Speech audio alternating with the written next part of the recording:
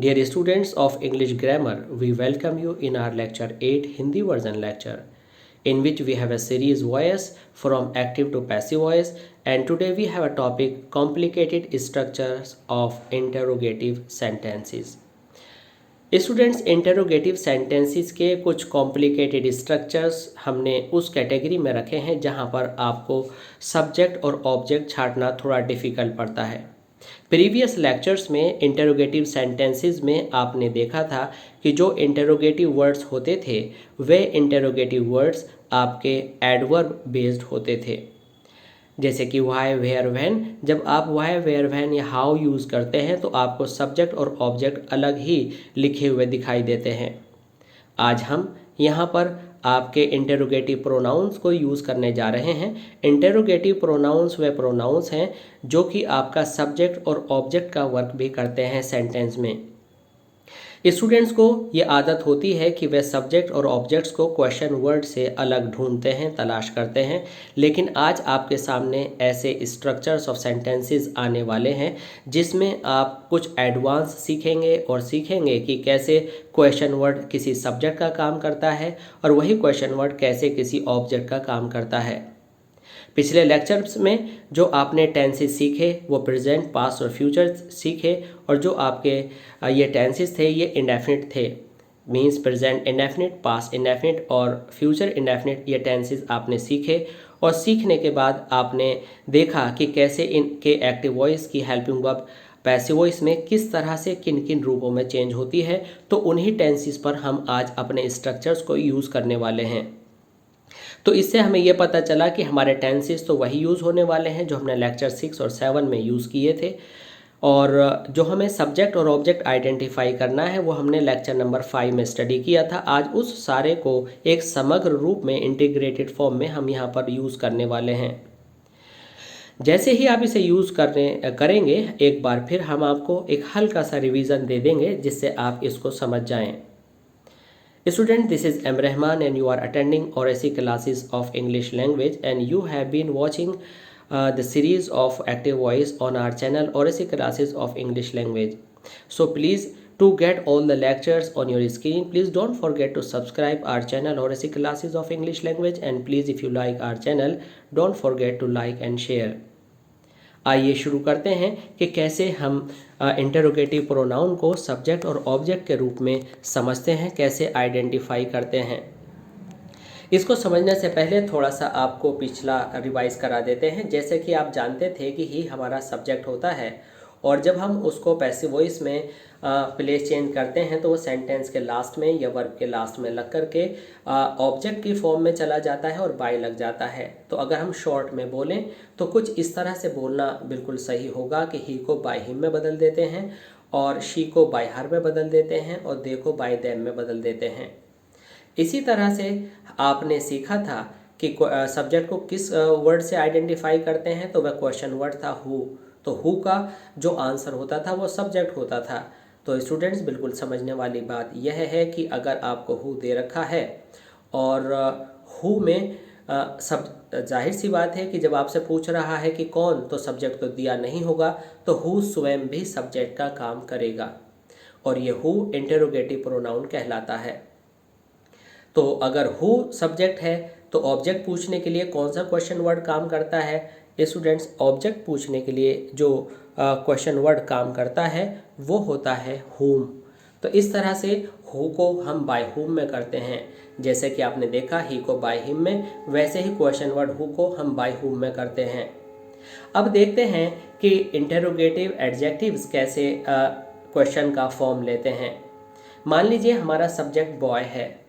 अब बॉय के साथ हमने जोड़ा कौन सा लड़का, तो ये जो विच है ये बॉय की विशेषता बता रहा है, इसलिए ये इंटरोगेटिव एडजेक्टिव होगा। तो यहाँ पर बात जानने की यह है कि जब किसी इंटरोगेटिव एडजेक्टिव के साथ कोई सब्जेक्ट जुड़ जाता है तो वह क्वेश्चन वर्ड भी सब्जेक्ट का ही एक हिस्सा बन जाता है। अगर हम कहते हैं which boy teases you, which boy teases you, तो यहाँ पर जो बॉय सब्जेक्ट है उसके साथ क्वेश्चन वर्ड जुड़ा हुआ है। तो इस तरह से विच बॉय दोनों मिला करके आपका सब्जेक्ट फ्रेज के रूप में यहाँ पर हम यूज़ करेंगे। इसी तरह से हमारे मोर देन 2 वर्ड्स भी हो सकते हैं। How many students are helping you, तो यहाँ पर हम देखेंगे कि स्टूडेंट्स जो कि सब्जेक्ट है उसके साथ क्वेश्चन वर्ड जुड़ा है तो हाउ मैनी बॉयज़ हो जाएगा, और हम जब इसे पैसिव वॉइस में यूज़ करेंगे तो ये हाउ मैनी बॉयज़ कहलाएगा। इसी तरह से जो वॉट है, वॉट आपका सब्जेक्ट का भी काम करता है, वॉट आपका ऑब्जेक्ट का भी काम करता है। तो जब वॉट ऑब्जेक्ट पर आएगा तो वॉट ही रहेगा, लेकिन जब वॉट सब्जेक्ट होता है तो उसे बाय वॉट करना होता है। तो इस तरह से हमने सीखा कि जिस तरह से ही का बाय हिम, शी का बाय हर करते हैं, वैसे ही हु का बाय हुम करते हैं। और अगर क्वेश्चन वर्ड के साथ सब्जेक्ट जुड़ जाए तो पूरे क्वेश्चन वर्ड प्लस सब्जेक्ट के साथ बाय लगाते हैं, जैसे by which boy, by how many boys या बाय वॉट। तो इस तरह से हमने सीखा कि कैसे हम नॉमिनेटिव केस जिसे सब्जेक्ट कहते हैं, अगर वह क्वेश्चन फॉर्म में हो तो हमें क्वेश्चन फॉर्म में ही रख करके बाय का यूज़ करना होता है।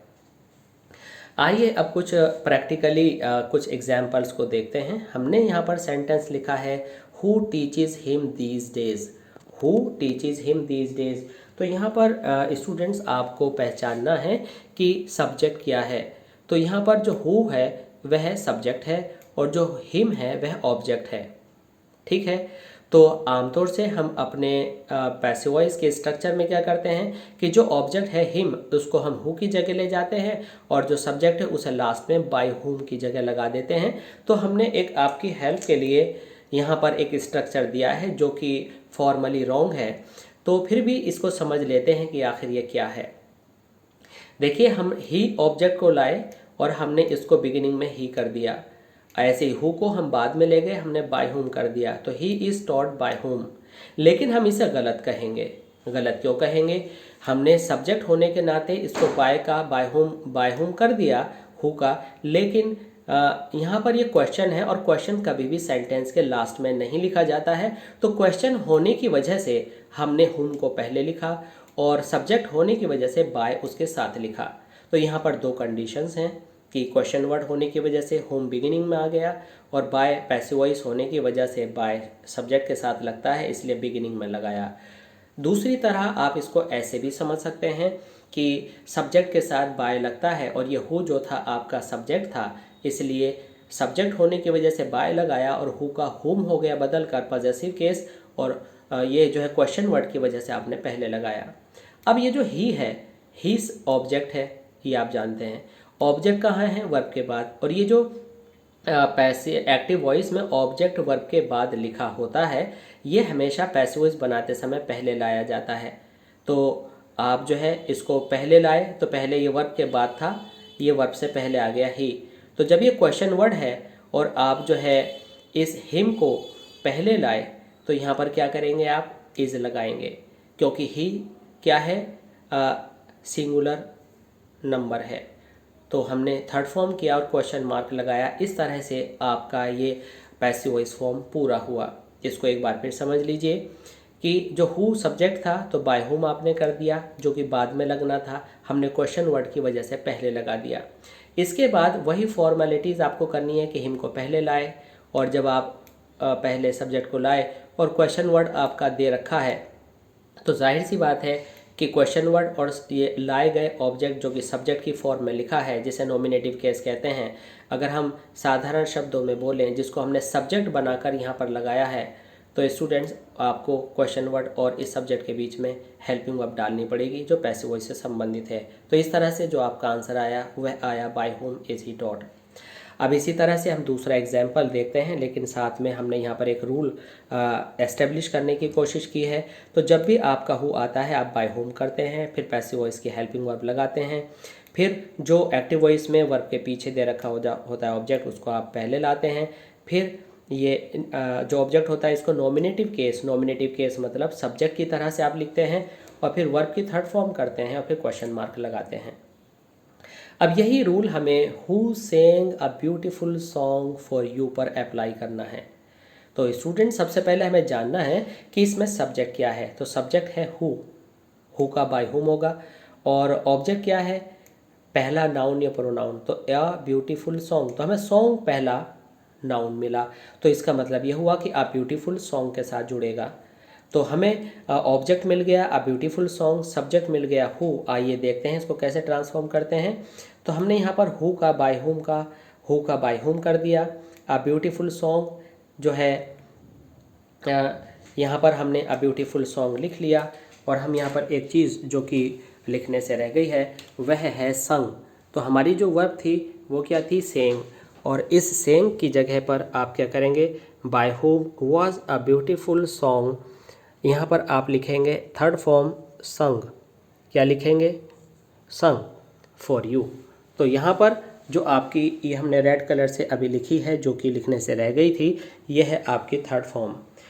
तो क्या हुआ, by whom was a beautiful song sung for you. तो ये आपका एक स्ट्रक्चर हुआ जिसमें आपका सब्जेक्ट क्वेश्चन वर्ड था और क्वेश्चन वर्ड विशेष रूप से हु था। हु को लेकर बहुत बार क्वेश्चंस आपके सामने एग्जामिनेशन में आते हैं।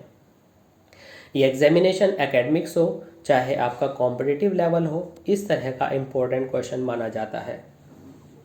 अब यहाँ पर एग्जाम्पल नंबर 3 में देखिए, what will hurt me in future. Hurt की तीनों फॉर्म हर्ट होती हैं। तो यहाँ पर जो है अब आप देखेंगे कि अभी हमारा सब्जेक्ट हु था तो हमने हु को बाय होम कर दिया था। अब यहाँ पर आपका जो सब्जेक्ट है वह व्हाट है। तो व्हाट में क्या करेंगे आप, देखिए अगर आपका सब्जेक्ट व्हाट है तो व्हाट तो किसी नए फॉर्म में बदलता नहीं है, व्हाट का व्हाट रहता है। जैसे यू का यू रहता था, सब्जेक्ट पर यू रहता था, ऑब्जेक्ट पर बाय यू करते थे, वैसे ही सब्जेक्ट पर व्हाट है तो ऑब्जेक्ट पर बाय व्हाट जाएगा। और इसकी नॉमिनेटिव फॉर्म और ऑब्जेक्टिव फॉर्म दोनों एक जैसी होती हैं। साधारण शब्दों में आप समझ लीजिए कि व्हाट सब्जेक्ट पर लगे या ऑब्जेक्ट पर लगे एक जैसा ही दिखता है, बाय व्हाट होता है। सब्जेक्ट पर व्हाट है और जब आप इसे ऑब्जेक्ट के रूप में यूज़ करते हैं तो आपको बाय सब्जेक्ट होने की वजह से लगाकर व्हाट का रूप व्हाट ही रहता है। कहने का तात्पर्य यह है कि जैसे कि आप यहाँ देख रहे हैं, व्हाट अगर एक्टिव वॉइस में सब्जेक्ट है तो पैसिव वॉइस में बाय व्हाट हो जाता है। तो यहाँ पर आप देखेंगे कि आपका जो फॉर्मेशन ऑफ सेंटेंस है व्हाट विल हर्ट मी, तो यहाँ पर ये देख लीजिए कि व्हाट जो है आपका सब्जेक्ट है, मी ऑब्जेक्ट है। तो मी आपका वर्ब से पहले आ गया, हर्ट से पहले आई, और आई के लिए शैल लगा क्योंकि व्हाट के लिए विल लगा था। तो व्हाट का हो गया बाय व्हाट क्योंकि व्हाट सब्जेक्ट था। और आपने मी नाम का जो ये ऑब्जेक्ट है ये नॉमिनेटिव केस मीन्स सब्जेक्ट के फॉर्म में आपने पहले लगाया। आई के लिए शैल लगा, जैसे कि हमने बताया था कि क्वेश्चन वर्ड और सब्जेक्ट के बीच में हेल्पिंग वर्ब लगती है। बी हमने एडिशनल लगाया क्योंकि फ्यूचर इंडेफिनिट के पैसिव वॉइस में बी लगाया जाता है। थर्ड फॉर्म लगाई in the future, rest part of the sentence लगाया, और इस तरह से by what shell I be heard in future लिख करके हमने ये पैसिव वॉइस पूरा किया। इसके बाद इसी सीरीज़ के नए कॉलम में आइए आगे बढ़ते हैं और देखते हैं कि कैसे दूसरे और डिफ़िकल्ट स्ट्रक्चर्स को हम अच्छी तरह से सॉल्व कर सकते हैं। अब हमारे सामने एक नया स्ट्रक्चर है जिसमें अब की बार जो हमारे सब्जेक्ट और ऑब्जेक्ट्स क्वेश्चन में आने वाले हैं वे एक से ज़्यादा वर्ड्स में होंगे। कहने का मतलब यह है कि पीछे जो आपने एग्जाम्पल्स देखे थे, इन एग्जाम्पल्स में व्हाट, हु, इस तरह से सीधे सीधे एक एक वर्ड के सब्जेक्ट और ऑब्जेक्ट्स आए थे। अब इस एग्जाम्पल को समझने से पहले आप ये अच्छी तरह से समझ लीजिए कि अगर आपके क्वेश्चन वर्ड के साथ सब्जेक्ट जुड़ा है तो आपका क्वेश्चन वर्ड भी सब्जेक्ट के हिस्से में आ जाता है, और अगर आपके क्वेश्चन वर्ड के साथ ऑब्जेक्ट जुड़ा है तो आपका क्वेश्चन वर्ड ऑब्जेक्ट की तरह से जुड़कर पूरा काम करता है। आइए देखते हैं कि हमारे इस एग्जाम्पल में हाउ मैनी बॉयज़ सब्जेक्ट है या ऑब्जेक्ट, और है तो क्यों। देखिए हाउ मैनी बॉयज़ अगर ऑब्जेक्ट होता तो एक नया सब्जेक्ट ज़रूर आता, और क्वेश्चन वर्ड जब भी हम किसी सेंटेंस में यूज़ करते हैं तो हेल्पिंग वर्ब ज़रूर ही लाता है। जैसे कि आप कह सकते हैं how did you teach me, तो यहाँ पर यू सब्जेक्ट है तो डिड पहले आ गया। लेकिन जब क्वेश्चन वर्ड ही सब्जेक्ट का काम करने लगे हाउ मैनी बॉयज़, तो जो हाउ मैनी है वह भी सब्जेक्ट बन गया। और जब आप प्रेजेंट इंडेफिनिट का कोई भी सेंटेंस यूज़ करते हैं, प्रेजेंट डेफिनिट टेंस यूज़ करते हैं, तो अफर्मेटिव सेंटेंस में जबकि सब्जेक्ट क्वेश्चन वर्ड हो तो आप हेल्पिंग वर्ब यूज़ नहीं करते। इसी वजह से आपके सामने आया how many boys follow the teachers. तो यहाँ पर हाउ बॉयज़ सब्जेक्ट है और सब्जेक्ट क्वेश्चन वर्ड के साथ जुड़ा है, इसलिए आपका क्वेश्चन वर्ड भी सब्जेक्ट ही हो गया है। तो इस तरह से द टीचर्स आपके ऑब्जेक्ट हैं तो ऑब्जेक्ट वर्ब से पहले आएगा, तो ऑब्जेक्ट वर्ब से पहले आएगा, वर्ब है फॉलो जिसको हमने फॉलोड कर दिया, टीचर्स पहले आ गया, टीचर्स के लिए आर लगेगा, और हाउ मैनी बॉयज़ को हमने कर दिया बाय हाउ मैनी बॉयज़। तो यहाँ पर जो हमारा ये फ्रेज़ बना बाय हाउ मैनी बॉयज़, इसमें हमने बाय लगाया पैसिव वॉइस बनाने के लिए क्योंकि ये डूअर था। तो by how many boys are the teachers followed question mark, यहाँ आप क्वेश्चन मार्क लगा लेंगे, स्पेस नहीं था। By how many boys are the teachers followed. तो इस तरह से आपने सीखा कि कैसे हम सब्जेक्ट को आइडेंटिफाई करते हैं। ये सब्जेक्ट है इसलिए यहाँ कोई हेल्पिंग वर्ब नहीं है और आपकी ये फर्स्ट फॉर्म आ गई है सब्जेक्ट के बाद। तो इस तरह से इस सब्जेक्ट को आपने बाय लगाया क्योंकि आपने इसको पैसिव वॉइस में बदला और ये अब जो है ऑब्जेक्टिव फॉर्म में आ गया, और क्वेश्चन वर्ड होने की वजह से बिगिनिंग में लिखा और सब्जेक्ट होने की वजह से बाय लगाया, और जो हेल्पिंग वर्ब है वो आने वाले ऑब्जेक्ट के पहले और क्वेश्चन वर्ड के बीच में लगती है। आइए अब देखते हैं दूसरा example, what will you choose.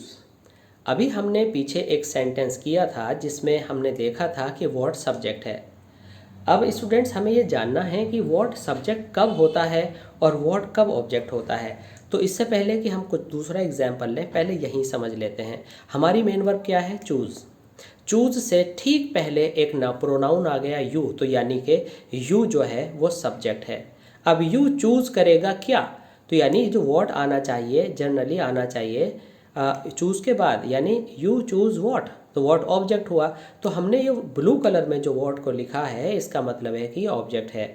तो अब यहाँ पर देखते हैं कि question word plus helping verb plus subject plus आपकी मेन वर्ब।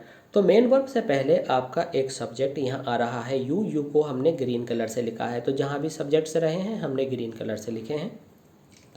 अब यहाँ पर व्हाट है तो व्हाट ऑब्जेक्ट हो गया। अब की बार हमें व्हाट के रूप में ऑब्जेक्ट मिला है, जबकि ये ऑब्जेक्ट कब है, ये जब आपको हेल्पिंग वर्ब के बाद एक सब्जेक्ट रखा हुआ मिल गया। अब इसी सेंटेंस के आधार पर इस सेंटेंस को एनालिसिस करते हैं। यहाँ पर आप देख रहे हैं कि व्हाट है, व्हाट के बाद विल है, विल के बाद वर्ब है। इट मीन्स कोई बीच में कोई नाउन या प्रोनाउन नहीं है जो सब्जेक्ट का काम करता, अर्थात यहाँ हेल्पिंग वर्ब के बाद कोई वर्ड नहीं है, अगर होता तो वह सब्जेक्ट माना जाता। अब यहाँ पर व्हाट है तो व्हाट सब्जेक्ट का काम कर रहा है, यानी यहाँ 3 वर्ड्स हैं, question word, helping verb, main verb. लेकिन अगर आप इस वाले स्ट्रक्चर को देखें तो यहाँ पर 4 वर्ड्स हैं, क्या, कौन से, what, helping verb, subject, main verb. तो ये व्हाट ऑब्जेक्ट हो गया। अब जब हम पैसिव वॉइस बनाते हैं तो पैसिव वॉइस बनाने में क्या करते हैं आप, पैसिव वॉइस बनाने में आप ये करते हैं कि जो वर्ब के बाद ऑब्जेक्ट होता था उसे पहले लाते हैं। अब यहाँ पर व्हाट ऑब्जेक्ट के रूप में आपको पहले ही रखा हुआ मिल गया। जब आपको वर्ड पहले ही रखा हुआ मिल गया तो वर्ड के लिए विल लगेगा, विल के बाद बी लगेगा, चूज़ की थर्ड फॉर्म चूजन होगी और यू पीछे चला जाएगा बाय यू। सिंपली जो वर्ड आपका सब्जेक्ट से पहले वर्ब से पहले लगा हुआ है वह वर्ब के बाद बाय के साथ लग जाता है। Means by is followed by subject in form of object, means objective case. तो एक बार फिर कम शब्दों में सुन लीजिए, what will you choose, what object है, ऑब्जेक्ट जो यहाँ होता वो ऑलरेडी पहले लिखा है तो इसलिए आपको लाना नहीं पड़ा। जो वर्ब से पहले था सब्जेक्ट यू वो वर्ब के बाद चला गया तो बीच में विल बी चूजन बचा। अब हमारे पास 3 एग्जाम्पल्स और हैं, उसमें थोड़े से हमने वेरिफिकेशन थोड़ा सा उसको चेंज करने की कोशिश किया है, उसको वेरी किया है। How much sugar does he need, तो यहाँ पर हेल्पिंग वर्ब आ गया, हेल्पिंग वर्ब के बाद सब्जेक्ट आ गया, सब्जेक्ट के बाद वर्ब आ गया, तो सीधी सी बात है कि ये ऑब्जेक्ट है। अर्थात ये जो नीड के बाद शुगर आना चाहिए था, ये शुगर क्वेश्चन वर्ड के साथ जुड़ गया तो ये क्वेश्चन वर्ड भी आपका ऑब्जेक्ट का एक हिस्सा बन गया, अर्थात अब ये पूरा आपका ऑब्जेक्ट है। ऑब्जेक्ट आप शुगर को बाहर से उठाकर पहले लाते तो ये जो शुगर है ये हाउ मच के साथ ऐड हो गया, तो इस तरह से हाउ मच शुगर आपका पूरा ऑब्जेक्टिव केस में काम करेगा। और जब आपका ऑब्जेक्ट पहले आ गया तो शुगर के लिए आप इज लगाएंगे, डज के केस में डज प्रेजेंट डेफिनेट होता है, सिंगुलर में इज लगाएंगे, थर्ड फॉर्म करेंगे, और जो ही नीड से पहले था इसको आप बाय हिम कर देंगे बाय लगाकर। तो आपने सीखा कि क्वेश्चन वर्ड अगर आपका ऑब्जेक्टिव केस में है और वह चाहे एक वर्ड में है चाहे एक से ज़्यादा वर्ड्स में है तो वह आपको वहीं पर रखा रहने देना होता है, क्योंकि ऑब्जेक्ट आपको तब भी वर्ब के बाद से उठाकर पहले लाना था, अब की बार आपको वो ऑलरेडी रखा हुआ मिल गया तो आपने सब्जेक्ट को बाद में बाय हिम के रूप में लगा दिया। इसके बाद देखते हैं whom do they appoint team leader. अब होम क्या है, ऑब्जेक्ट, अब यहाँ पर हम आपको बताने वाले हैं कि ऑफ होम ऑब्जेक्ट है, अब डू आपकी हेल्पिंग वर्ब है, दे सब्जेक्ट है और अपॉइंट जो है वो आपकी वर्ब है। अब स्टूडेंट्स जैसे कि आपको फिर एक बार पीछे लेकर आते हैं, जब हम ही करते हैं तो ही का बाय हिम करते हैं, और जब हिम को पीछे से उठा करके आगे ले जाते हैं तो ही करते हैं, हर का शी करते हैं, देम का दे करते हैं। इसी तरह से हु का हुम करते हैं और हुम का हु करते हैं उल्टा। तो आइए अब इस एग्जाम्पल पर आते हैं। तो यहाँ पर क्या लिखा है, whom do they appoint team leader. तो यानी ये जो होम है ये टीम अपॉइंट का ऑब्जेक्ट है। अब यहाँ पर हमें ऑब्जेक्ट पहचानना है और सब्जेक्ट पहचानना है। ये बहुत ही अहम और इम्पोर्टेंट एग्जाम्पल है जो कॉम्पिटिटिव लेवल तक आपकी हेल्प करेगा। इसको बिल्कुल आपने ध्यान से और पेशेंस के साथ सुनना है। यहाँ पर स्टूडेंट्स टीम लीडर को क्या मान लेते हैं, ऑब्जेक्ट। रॉन्ग। टीम लीडर आपका कॉम्प्लीमेंट है। कॉम्प्लीमेंट क्या होता है, जो सेंटेंस के सेंस को पूरा करता है। किसको चुनोगे, किस रूप में चुनोगे, टीम लीडर के रूप में। यानी किसको चुनोगे, क्या चुनोगे, टीम लीडर। तो ये जो सेंटेंस के सेंस को पूरा कर रहा है। बट किसको चुनोगे, हुम को। तो हुम ऑब्जेक्ट हुआ। अब की बार हमें क्वेश्चन के फॉर्म में ऑब्जेक्ट मिला है एक वर्ड में। तो हुम डू दे, तो दे क्या है, सब्जेक्ट, और हुम क्या है, ऑब्जेक्ट। तो आपको ऑब्जेक्ट पहले ही रखा हुआ मिल गया, होम। ओके। अब ये जो होम है, आप हिम का क्या करते थे, ही, हर का क्या करते थे, शी। तो इसी तरह से होम का क्या करोगे, हु। तो क्या सीखा, हु का होम करते हैं और होम का हु करते हैं। ठीक है, हु का होम करते हैं लेकिन बाय होम करते हैं क्योंकि हु सब्जेक्ट होता है, लेकिन होम ऑब्जेक्ट है तो उसे सब्जेक्ट बनाने में आपको केवल हु करना है। तो क्योंकि सब्जेक्ट दे है तो बाय लगेगा इस दे के साथ। बाय लगेगा, जो वर्ब से पहले लिखा है उसके वाले रिलेटेड सब्जेक्ट में बाय लगाते हैं। तो by them, they appoint means appointed by them. अब बाय देम के हिस्से में आ गया, इसलिए ये जो होम का जो बाय लगता था ये यहाँ है नहीं, अब ये हु अकेला आएगा। तो यहाँ पर होम का हु किया, तो हु आपका यहाँ पर ऑब्जेक्ट है। हु प्रेजेंट इंडेफिनिट में इज लाएगा सिंगुलर होते हुए अपॉइंट थर्ड फॉर्म करेंगे। बाकी rest part of the sentence आप कॉपी कर लेंगे और बाय देम पीछे पहुंचा देंगे। ये आप समझ लीजिए, होम ऑब्जेक्ट था, होम का सब्जेक्ट बना, नॉमिनेटिव केस मीन्स सब्जेक्ट की फॉर्म में आपने हु बनाया, देम को आपने पीछे बाय देम पर पहुंचा दिया, और जब देम यहाँ से चला गया तो यहाँ पर केवल इज बचा। देम यहाँ से जा चुका है तो डू का इज हो गया और अपॉइंट का अपॉइंटेड हो गया। बाकी सारा आपने कॉपी कर दिया और दे को बाद में देम के रूप में आपने लिख दिया। तो इस तरह से आपका ये पैसिव वॉइस पूरा हुआ। अब यहाँ पर हम एक ऐसे स्ट्रक्चर की स्टडी करने जा रहे हैं जो कि अपने आप में डबल ऑब्जेक्ट लिए हुए है। जैसे कि क्वेश्चन वर्ड के रूप में भी आपका ऑब्जेक्ट है और आपका ऑब्जेक्ट नाउन के रूप में भी है। तो आप कोई सा भी ऑब्जेक्ट पहले ले सकते हैं। तो ये हमने ऑब्जेक्ट 1 और ये ऑब्जेक्ट 2 दिखाया है। तो अब हमने क्या किया, ये ऑब्जेक्ट 1 वाले सिस्टम से हमने हु का हु किया, यानी पहले हम इसको मान रहे हैं ऑब्जेक्ट। अगर किसी एक को आप ऑब्जेक्ट मान रहे हैं तो दूसरे को अपनी जगह पर ऐसे ही छोड़ देंगे। आपने होम का हु किया, डिड की जगह वॉज किया क्योंकि सेकंड फॉर्म में वॉज वर लगाते थे, और रिवील्ड किया तो हु वॉज रिवील्ड। अब ये जो ऑब्जेक्ट था ये तो rest part of the sentence में आएगा क्योंकि एक बार में एक ही ऑब्जेक्ट आप यूज़ कर सकते हो। तो आपने होम का हु किया, वॉज रिवील्ड दिस रेस्पॉन्सिबिलिटी। इसमें सब्जेक्ट किया था, सब्जेक्ट था द प्रिंसिपल और द प्रिंसिपल पीछे आ गया बाय द प्रिंसिपल के रूप में।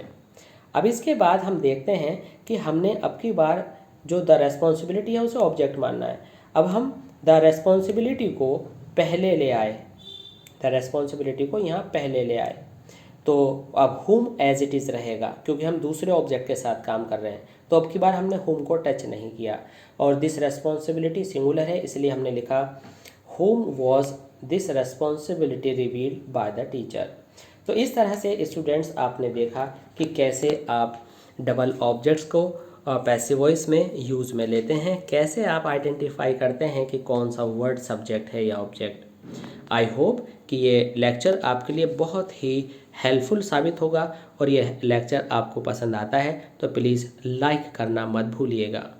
और हमारी हर सीरीज़ के हर लेक्चर को सबसे पहले हासिल करने के लिए और लगातार अपनी नॉलेज को स्ट्रेंथन करने के लिए हमारे चैनल और ऐसे क्लासेस ऑफ इंग्लिश लैंग्वेज को सब्सक्राइब करना मत भूलिएगा। धन्यवाद।